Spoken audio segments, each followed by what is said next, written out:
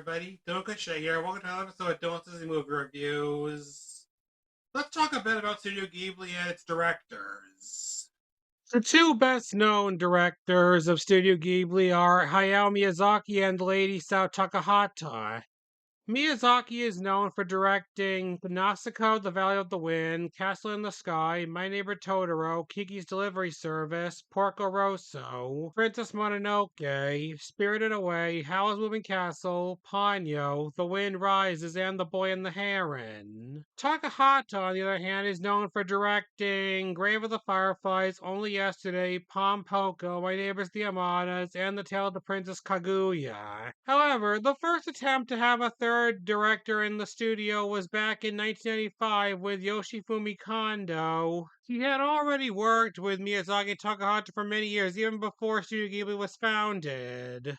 However, Kondo died in 1998 at the age of 47, and his only film he directed for Studio Ghibli just so happens to be what I'm reviewing this week. Released in Japan on July 15th, 1995, the movie is Whisper of the Heart. The movie begins in Tokyo, where we hear a version of the song Country Roads by the late John Denver, sung by the late Olivia Newton-John, during which a 14-year-old girl named Shizuku Tsukishima, voiced by Brittany Snow in Disney's English dub, makes her way home from a store. Country roads, take me home to the place I belong. Good evening. Oh, hi, Shizuku. West Virginia. I'm back. Oh, hi, honey. You got a plastic bag for just one carton of milk? What? They just give it to you. You could say you don't need it. At home, Shizuku has some iced tea. Done with the computer? I'm printing out now. Maybe we should buy another laptop. Oh, smells like cigarettes in here. Shizuku, you should have gone to Kashiwazaki too. No, I didn't want to. Shiho wears me out. Oh, by the way, I have to work tomorrow. Do you want me to fix you a lunch? That's okay, I'll eat out. The library's finally computerizing everything, so everybody's going crazy at work. I don't think they should computerize it, Dad. The card catalogs are much better. Yeah, I like them better too. Honey, I think you've got a problem with your report. What's the problem? Isn't there a line missing here? You're right. Darn. While looking at a checkout card in a library book, Shizuku sees the name Seiji Yamasawa. Here he is again.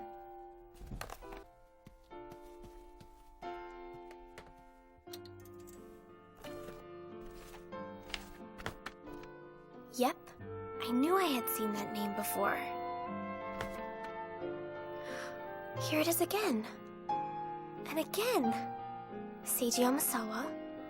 Seiji Yamasawa. Seiji Yamasawa. That's amazing. This guy checked out all these books before I did.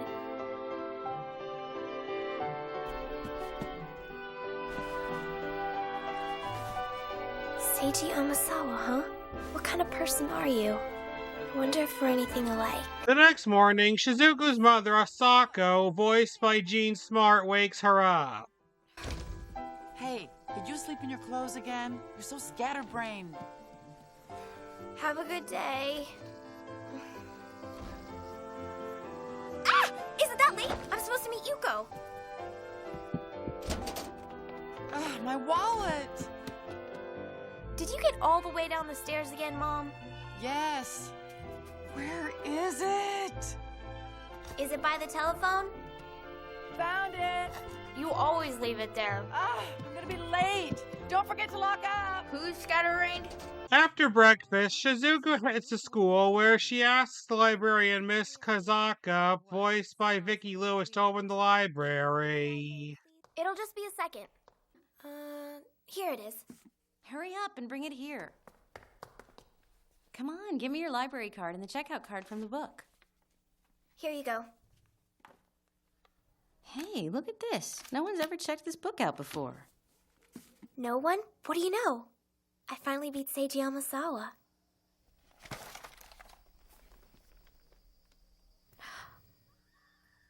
Donated by Amasawa? No way! Do you have any idea who this Amasawa person is? Well, that guy's probably the book's donor, but I don't know anyone from that long ago. You'll have to ask one of the older teachers. Shizuku's best friend Yuko, voiced by Ashley Tisdale, then comes in, and the two of them head outside where Shizuku shows her some lyrics she wrote for their graduation. Looking over, sprawling city, how I do yearn for hills and clouds so pretty.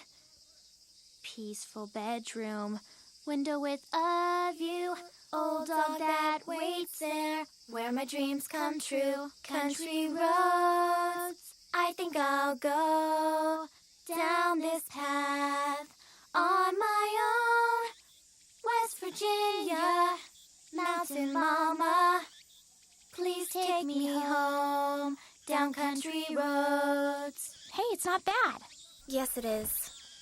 It's boring. I don't think so.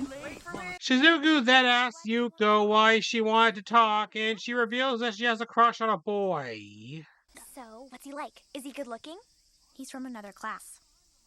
He's sort of good looking. Why not try dating him? If you don't like him, you can stop. Yeah, but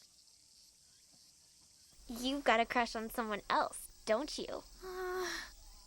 Don't even try to hide it. You know I'll get it out of you. it's, Sue. Shizuku! Can you throw me my bag? Tsujimura. It's that blue one on the bench over there. Come on, hurry it up. I gotta get back to the game.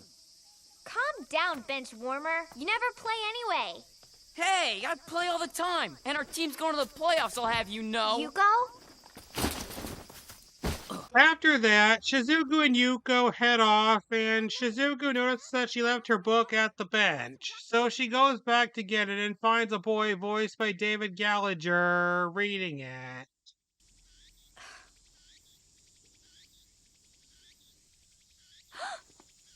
You've got my book.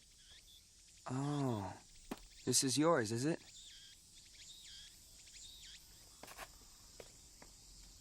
Here you go. Shizuku Tsukishima. What? How do you know my name? Gee, take a wild guess. Oh, the checkout card. As the boy leaves, he insults Shizuku's lyrics. This pisses her off, and she goes home in anger. Stupid jerk, stupid jerk, stupid jerk. Stupid jerk, stupid jerk, stupid jerk.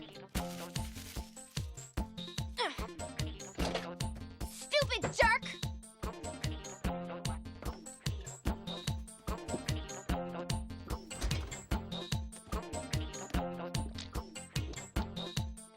It's even cornier than the original version. Stupid jerk! A little later, Shizuku's older sister Shiho, voiced by Courtney Thorne-Smith, arrives home. Oh, hey, sis. You're back early. I grabbed a ride with someone who's coming back to Tokyo.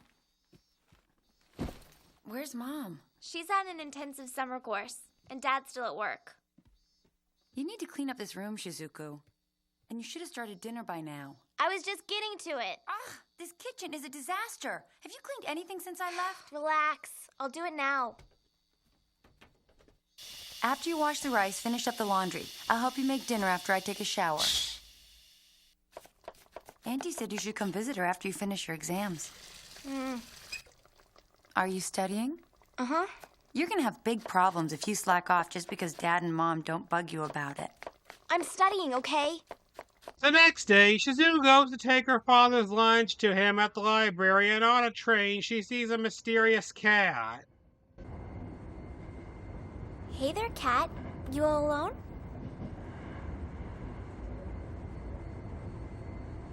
So where are you headed? See something interesting? Oh, the silent treatment.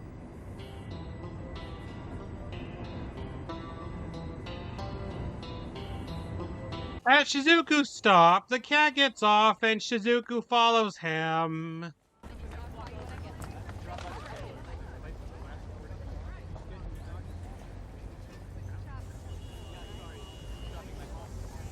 He's headed towards the library.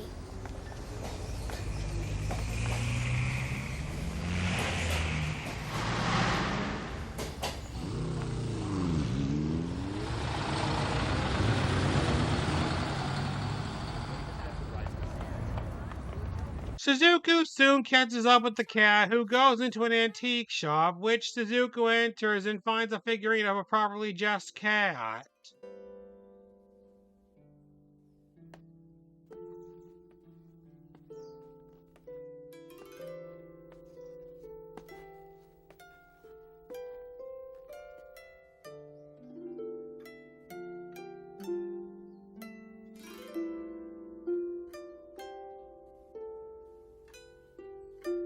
What a fantastic statue.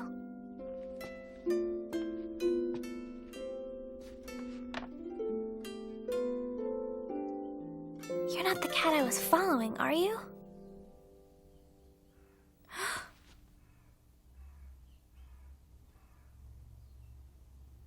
Shizuku then meets the owner of the shop, which is an old man voiced by the late Harold Gould, who is fixing a grandfather clock. The Baron is bored too. The Baron? Is that the name of the statue over here? Yeah, Baron Humbert van Jokingen. Good name, don't you think?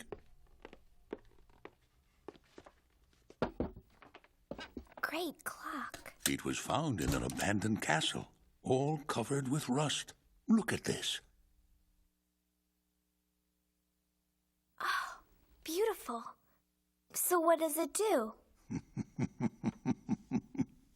It might not do anything. He then tries the clock out.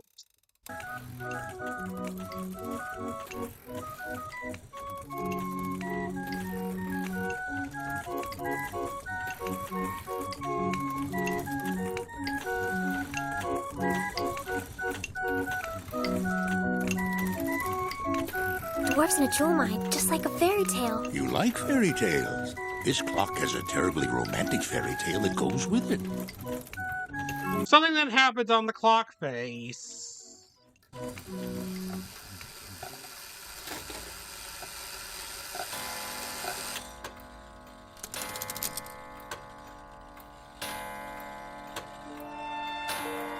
What is that? Oh, it's a fairy.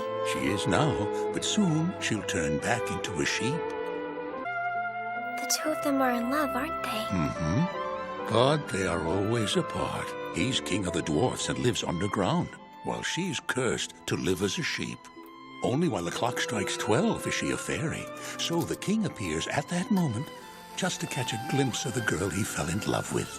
After that, Shizuku rushes to the library. The boy she met yesterday then shows up with her father's lunch, which she left at the antique shop. You're kind of forgetful, aren't you? Thanks, but how did you get this? Take a wild guess. That man, do you know him? Is he your grandpa? You must eat like a pig. That lunch is enormous. Huh?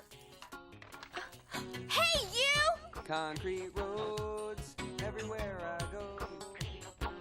It's my dad, you jerk! Shizuku then brings her father's lunch to him, checks out some books, and sees that Seiji Yamasawa checked them out before. Wow, is there any book here this guy hasn't checked out? I wonder what kind of person he is. No way! Not that jerk!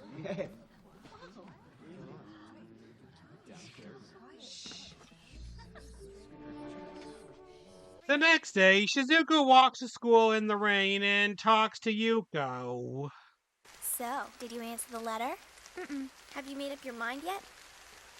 Yeah, I decided I don't want to go out with him. Okay. Yeah, maybe that's best. Sujimura! You're gonna be late! Calm down, we know!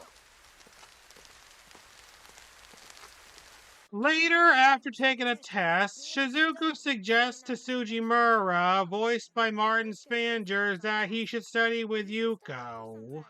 Study with her? Fujimura! Fujimura! What's up? Did you see this? Let's go, Shizuku.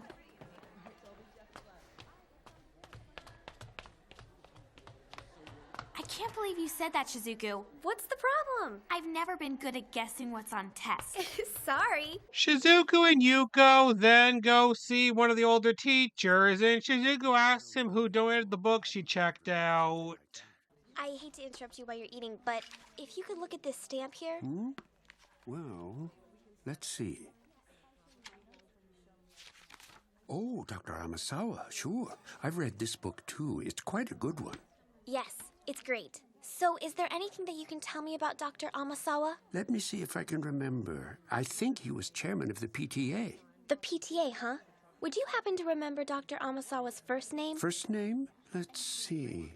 Mr. Kimura, do you happen to remember Dr. Amasawa's first name? Dr. Amasawa. I'm pretty sure it's Koichi. Koichi Amasawa. Koichi Amasawa. While having lunch in Miss Kazako's office, some other girls talk about Shizuku chasing down boys. So, Shizuku has a crush on someone, eh? Miss Kasaka, can you believe she's finally interested in something other than a book? I'm not interested in him. He's a jerk. What if he's the one who checked out all those books? He's your perfect match. Like a fairy tale. If it's him, it's not a fairy tale. It's a horror story. So, tell us, what's the name of this guy who checked out all the books? Huh, Yuko? I can't remember exactly. There was a ma in it, or maybe it was a wa. Just say it, Shizuku. No way. You can't hide the fact that you're in love, Shizuku. The look on your face shows your heart suffers with every beat. How romantic. You are in love. Go ahead, make fun of me if you want to. Shizuku then shows the girls some lyrics for Country Roads that she wrote. I just tried to write something from the heart. This is so good, Shizuku. Country roads, I think I'll go down this path on my own, my inspiration, the road less taken, but this is my country road. It's great, Shizuku. I love it. The lyrics aren't too corny? No, they're wonderful. You really have a gift for writing. After school, Shizuku heads back to the antique shop only to find it closed. I hope that old man's doing all right.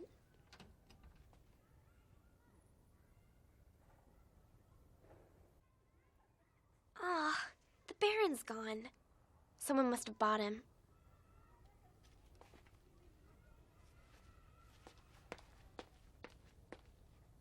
Mr. Nishi's antique shop.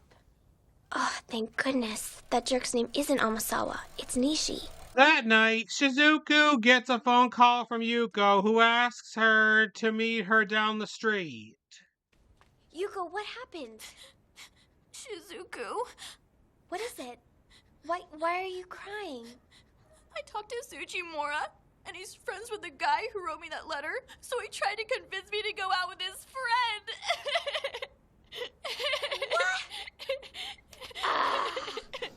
Go out with your friend? How could you say that to me? What? The next day during a test, Shizuku calls Sujimura an idiot, and after school he talks to her about Yuko. What did I say that was so terrible, huh? Remember when Yuko said, date your friend, how could you say that to me? Mm-hmm. All I said was he's a good guy. She should give him a chance. Get a clue!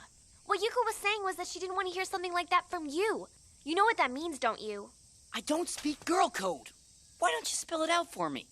Wah! I can't believe you're this dense. What it means is, Yuko has a crush on you. What? Are you sure? I didn't pick up on that. Are you blind? She stayed home from school, you know. She even missed a test on account of you. But it's that you're the one I'm in love with. What? Come on, quit joking around, will you? I'm not joking. I've been in love with you for years. Haven't you noticed? But you can't fall for me. That just doesn't happen. Don't you like me at all? Of course I like you. We've been friends for years. But Yuko and I are best friends. So that's the way it's gonna stay, okay? You understand? Or do I have to spell it out some more?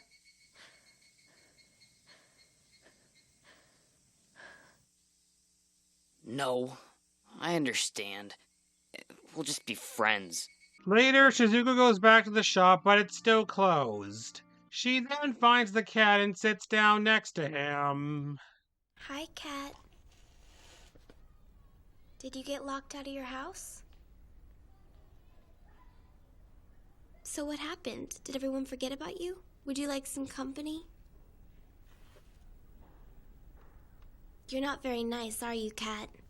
Neither am I. Boy then shows up, sees Shizuku with the cat, and tells her that the cat's name is Moon. You don't like anyone, do you, Moon? So Moon is his name? He looks like a full moon, doesn't he? Especially from that angle. But I've heard him called a few other names, too. He just wanders around our neighborhood and lives in a bunch of different houses. I've heard our neighbors call him Muta. So he's a vagabond. That's right! I saw him riding around on the train the other day. The train? Yeah, he was taking a trip all by himself. Then he got off at my stop and I followed him here. I was so excited when he led me to the store. It was like something straight out of a fairy tale.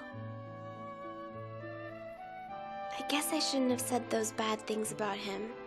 I said he was mean like me. What? Moon's not like you. He's not like you at all. I mean, the cat's really kind of crazy. The boy then takes Shizuku inside the shop and shows her the Baron. Now come over here and have a look into the Baron's eyes. Hurry up, the sun's starting to set.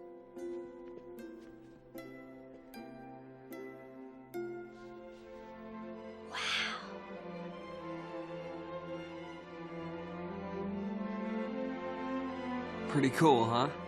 It's actually an accident. Sometimes the eyes get flawed when they're installed, then they refract the light like that. That's amazing. Grandpa will never sell the Baron. He wants to find its partner. There's another one? Yeah, he says that her name is Louise, but that's about it. The boy then goes downstairs and Shizuku asks the Baron about this Louise. Is she an old girlfriend of yours or something? You look like you're all dressed up for a wedding. Did she leave you at the altar? Did someone kidnap her?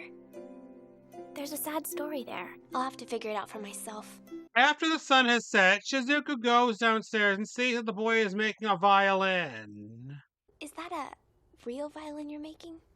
Oh, yeah, Can I see? sure. It's nearly finished. Wow. You carved the entire thing yourself? By hand? How else would you do it? That is amazing. They've been making violins the exact same way for 300 years, but whether or not they sound any good is totally dependent on the craftsman's skill. Wow. That's really fantastic. I can't believe you can make something like this. It's like magic, isn't it? You're so weird. I can't believe some of the stuff that comes out of your mouth. It is magic. You made a violin pop out of a piece of wood. Anyone can make a violin of that caliber. I'm not close to being good enough. Shizuku then asks him to play a song for her on a violin, and he agrees only if she sings along. Are you ready? I'm pretty sure you know this one.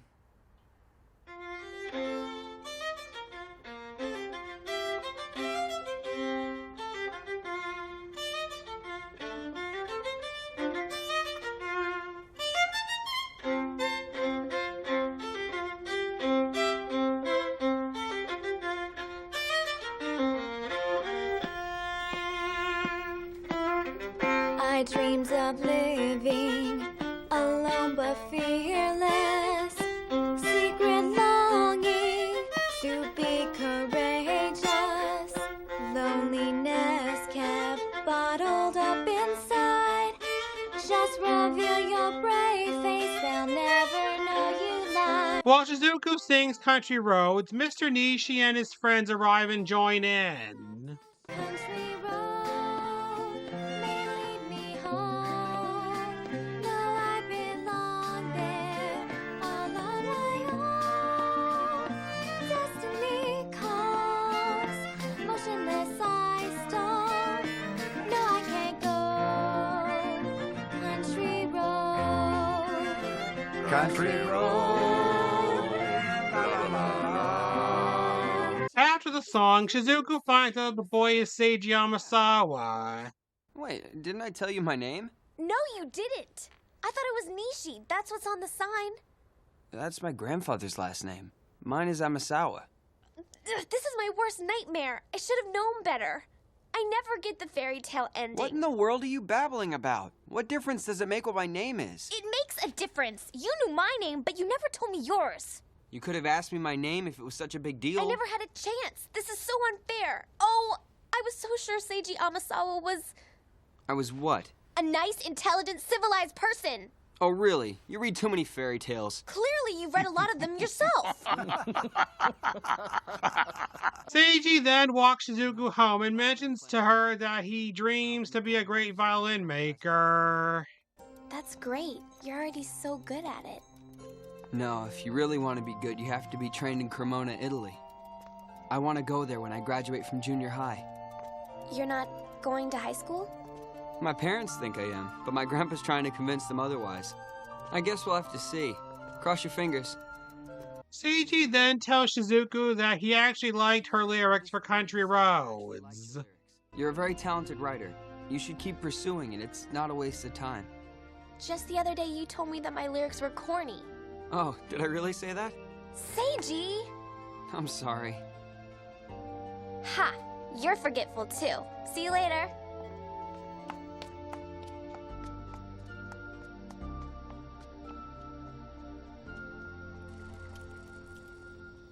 The next day at school, during lunch, Seiji arrives at Shizuku's classroom and asks to talk to her. No,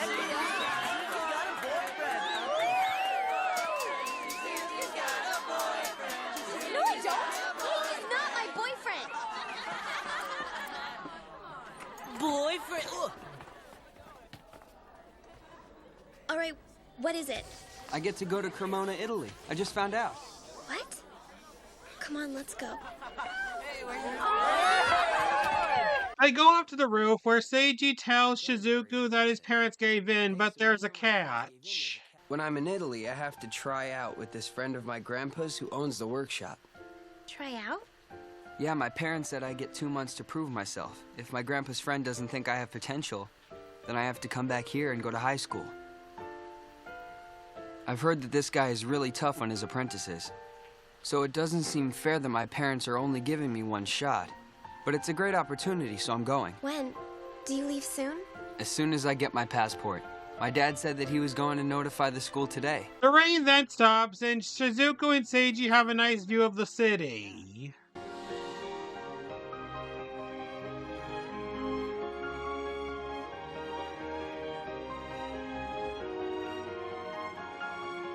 I wonder what Cremona, Italy will be like. I hope it turns out to be a nice place. Mm-hmm. The city's really old, and everybody there thinks violin making is respectable. That's great. It's so brave of you to go after your dream like that. I just waste my time reading books. And all I've been dreaming about was that we would go to the same high school, but... Okay, that was embarrassing. I shouldn't have said that. Seiji then tells Shizuku that he noticed her in the library a while ago. I walk past you hundreds of times, but you never notice me, right? I even sat down in the chair right next to you a couple times. Yeah? Then I started checking out all sorts of books just so I can get my name on the checkout cards before you. I guess that got your attention. But now, I have to take off to Italy. That's some pretty lousy timing, don't you think? Yeah, that's pretty bad. That night, Shizuku goes over to Yuko's house with her and they talk about Seiji. He'll be gone for 2 months. He's only returning for a graduation ceremony. Then he's going back again to study for about 10 years. You'll practically never see him again.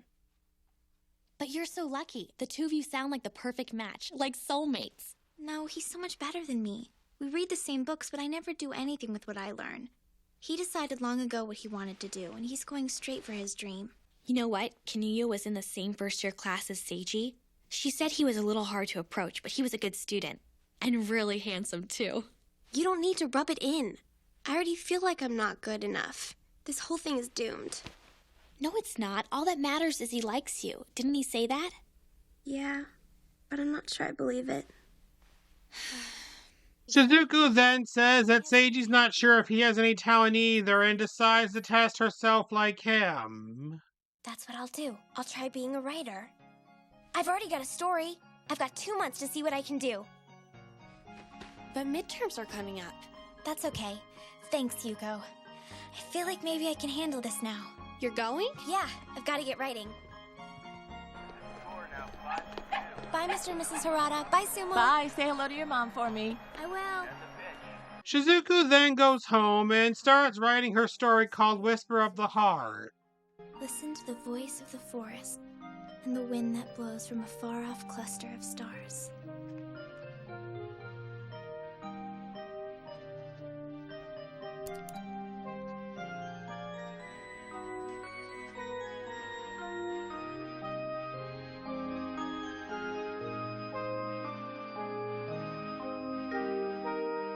The next day, Shizuku visits Nishi at the shop and asks him if she can use the Baron in her story, and he agrees on one favor. Yes? Once you have finished your story, I want to be the first to read it. Hmm? Oh, Is it a deal? do I really have to show it to you? I've never written anything before. I'm afraid it's gonna stink. You sound just like all the other artists that I've met. No one should expect perfection when they're first starting out. Nishi then shows Shizuku a rock called a geode. Those crystals are called beryl. There are pieces of raw emeralds deep inside them. Aren't emeralds worth a lot of money? Sure. But they need to be cut and polished first. When you first become an artist, you're like that rock.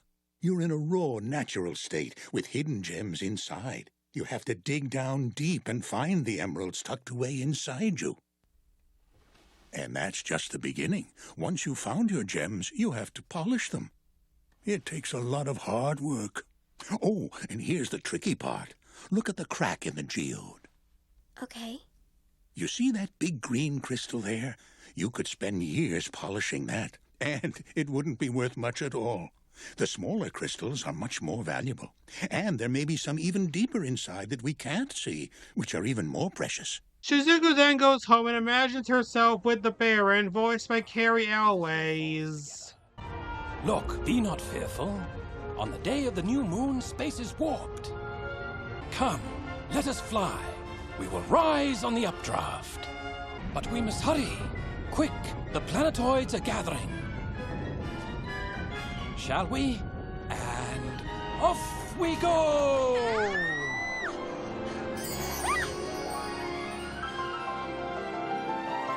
That's it! We're riding the air currents. See that tower? We'll clear it in a single leap. Are you kidding? That's so high! Ah, it just looks high. You'll see once we get closer. Shizuku then goes to the library and meets Seiji there. Seiji! I thought you had left for Italy. I just talked to my grandpa. He said you might be here. I'm glad I found you. I'm leaving tomorrow. You are? Go on. You should keep working. I'll wait until you're done.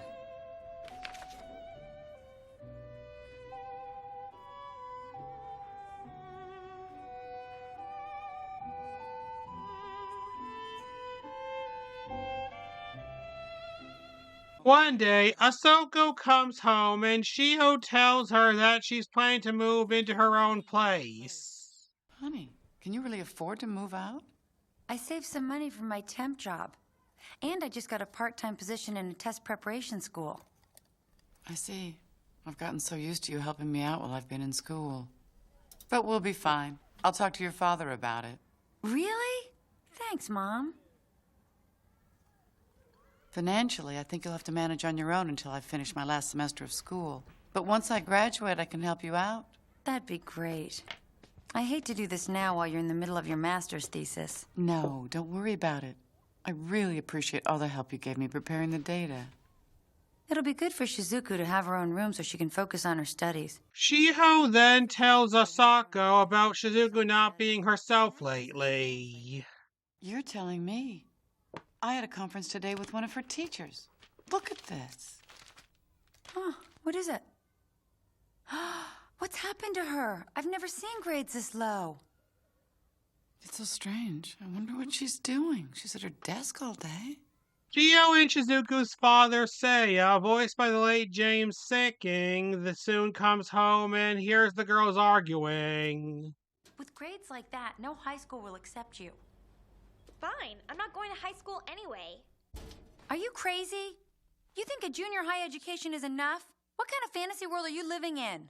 Hey, it's my future, so I make the decision. Don't give me that attitude. You know you're being completely ridiculous. If you keep acting like this, you will ruin your life. Oh yeah, school's really made your life great. Stop the arguing, girls. I've heard enough. Seiya then talks to Shizuku in the kitchen, and then Asako comes in. All right, Shizuku. You have something that you're doing that you think is more important than studying? Will you tell us what it is? When I can tell you, I will. Shizuku, can't you do whatever it is once your exams are over? I have to do it now. I've only got 3 weeks left before he... It's that I promised myself I'd achieve this certain goal, or I'm not good enough. Seiya then decides that they should let Shizuku do what she thinks is best. Not everyone needs to follow the same path. Well, I have to admit, I've often dreamed about straying from the path myself. All right, Shizuku, go ahead and do what your heart tells you. But it's never easy when you do things differently from everyone else. If things don't go well, you'll only have yourself to blame. And I want you to eat meals with us, no matter how busy you get. That's right. We like to see you once in a while. Okay. Tell your sister we're finished. Later, once Shizuku has finished her story, she takes it to Nishi. Whoa, this is a good-sized novel. Whisper of the Heart by Shizuko Tsukushima. I know it's a bit long, but could you read it right away? I'll just wait here if you don't mind. I could, but you've put so much into this. Shouldn't I take my time and read it carefully? I'd rather you read it now, 'cause I'm kind of nervous. You don't have to read it all, just a few pages. And then if it's boring, you can quit. I understand. I'll read it right away. Shizuku then goes downstairs to wait while Nishi reads her book. After a while, he finished it and tells her that it was wonderful. No, it's not. It's a mess. The storyline goes all over the place. All the characters' dialogue sounds corny. You have to tell me the truth. I know it's a complete disaster. No, it's just a bit rough, dear. Like Seiji's violin. What I read was raw and heartfelt. You should be very proud for all your hard work. You've dug inside your soul and found some real gems. Next, you'll need to polish it, which will also take a lot of work. There's no need to be upset. Just have a little patience. Shizuku then bursts into tears. I'm sorry. I know I shouldn't be crying. I wanted so badly to do a good job, but there's so much that I don't know about writing. And Seiji, he's so much more accomplished than I am. I can never catch up. I can never be good enough. I see. You must be very fond of Seiji.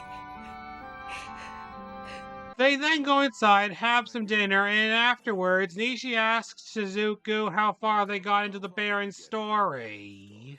You were a student in Germany when you found the Baron in a cafe. Ah, that's right. I was captivated by his expression. It was so sad and mysterious. So I begged the owner of the cafe to let me buy the Baron. But he refused to sell it to me. He said the Baron had a female companion who was away for repairs. The two of them made such a beautiful couple, he didn't think it was right to separate them. So I told him that as soon as the Baroness was repaired, I'd buy them both. The Baroness? Her name is Louise, isn't that right? Nishi then tells Shizuku that he once knew a woman who was named Louise, just like the Baroness. Every day we'd meet at the cafe to see if the Baroness had returned. Louise pleaded with the cafe owner to sell me the Baron. She promised to buy the Baroness and hold on to her until the two statues could be reunited. Finally, the cafe owner agreed, and I left for Japan with the Baron. I promised Louise that I would return to Germany as soon as possible. And I vowed that when the Baron and Baroness were reunited, so would we be. But the war began soon after my departure, and I wasn't able to return to Germany until many years later. I never saw Louise or the Baroness again. I'm sorry, so that's why you never want to talk about the Baron. But you've done something wonderful for me, Shizuku. What was only a memory for me has gained new life thanks to your story. He then lets her have the geode and then takes her home.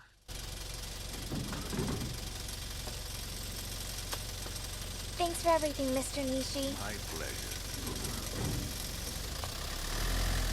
See you later.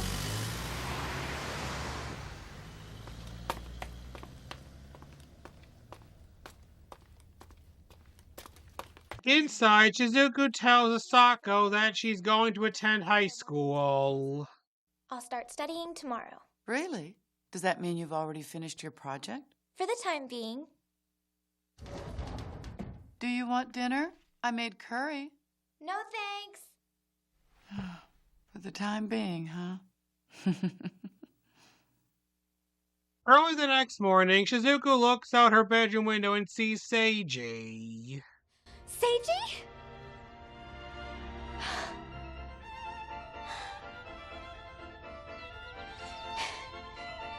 Yeah, just a second. She then goes outside to see him and they go for a bike ride. I wanted to see you as soon as I got home, so I stood outside your window hoping you'd look outside and see me. And suddenly you were standing there. I couldn't believe my eyes. We must be meant for each other, Shizuku. I still can't believe I'm not dreaming. Who cares? This is a great dream.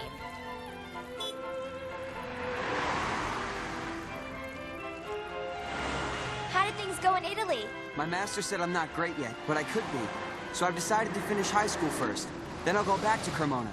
Seiji takes Shizuku to a place where they watch the sunrise, and then Seiji asks Shizuku a question. Could you see us getting married someday? I promise I'll be a professional violin maker, and you can be a professional writer. Mm-hmm. Does this sound corny? It's a little corny, but you're a violin maker, not a writer. That's true. This is great. Come here. It's getting cold. Shizuku, I love you. And that was Whisper of the Heart. What are my thoughts on it? I loved it. The movie became the highest grossing Japanese film of 1995 by making $1.8 billion at the box office and got great reviews from critics. Now let's move on to the production of the film. The movie was based on a one-volume manga called Mimi o Sumaseba, created by Aoi Hiragi. It was serialized in Shueisha's Shoujo manga magazine Reborn from August to November of 1989. It would later receive a sequel 6 years later called Mimi o Sumaseba Shaiwasi na Jaikon. This movie is marked for being the first Studio Ghibli movie to use digital composition, which means that some elements of a scene were made by using a computer. For the backgrounds of the fantasy scenes with Shizuku and the Baron, they were made by Naoise Inoue, who invited Miyazaki to one of his expositions since he was a huge fan of his. He actually didn't think Miyazaki would come, but he did, and he even bought one of his paintings called Downward Draft and asked Inoue if he wanted to work on his next movie, to which he said yes, and even voiced the tallest man during the scene where they were singing Country Roads. Speaking of that song, it plays a key part in the movie, and Shizuku often parodies it as Concrete Roads. The opening version of it, like I said before, was sung by the late Olivia Newton-John and also sung by Shizuku's Japanese voice actress Yoko Hana. And now it's time for me to give my opinion on the film. In the end, I would have to say that Whisper of the Heart is one of Studio Ghibli's best movies, along with Hayao Miyazaki's Spirited Away. It's really too bad that this was the only Studio Ghibli film directed by Yoshifumi Kondo since he died 3 years later. I really would have liked to see what else he would have directed for the studio. So with all that said, I give this movie a perfect rating of 5 gold stars. Well, that's it for Whisper of the Heart.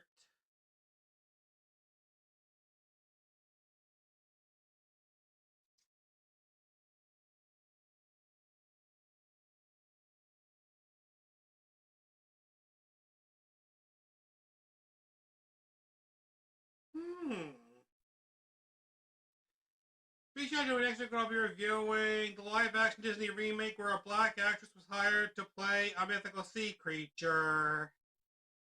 And if you enjoyed this video, then make sure to tell your friends about me. Leave some questions in the comments below, subscribe, hit the like button, check out my Mercari account, links in the description below, and tell me how I can improve my videos. 一人ぼっち恐れずに生きようと夢見てた寂しさをしとめて強い自分を守っていこう感じろ